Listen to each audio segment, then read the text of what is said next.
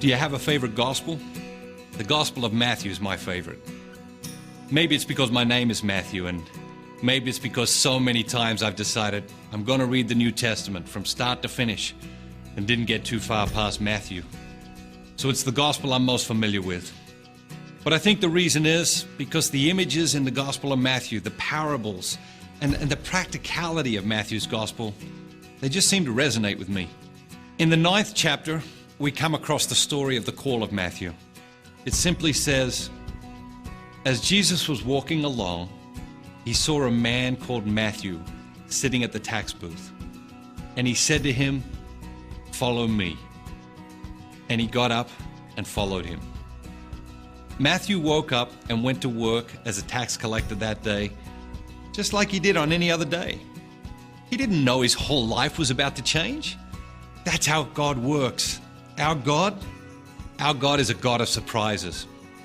Jesus' invitation to Matthew is one he makes to all of us. There's no great fanfare. He simply says, "Come and follow me." Will you? Will you follow Jesus? Are you going to follow Jesus in your life? And if you're not going to follow Jesus, who are you going to follow? And maybe you're not ready to make that decision, and that's okay. But if that's the case, if you're really not ready to make that decision yet, then you have the responsibility to learn about Jesus, to learn more about Jesus, who he is, so that you can decide to follow him or not to follow him. And if you're really not sure if you want to follow Jesus, read the Gospel of Matthew and get to know him more. But don't just avoid the question. Seriously, don't just avoid the question. God doesn't like that.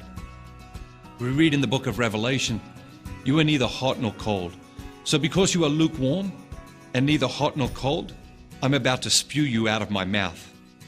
Like Matthew the tax collector, today might have felt like just a regular day for you, but it isn't. Deciding to follow Jesus is one of the biggest decision points you'll come to in your life. Invite Jesus into your heart, invite him into your life, and not into just the periphery of your life, but place Jesus right at the center of your life, and decide today to follow Jesus. And many years from now, you'll look back and know that today was a turning point in your life.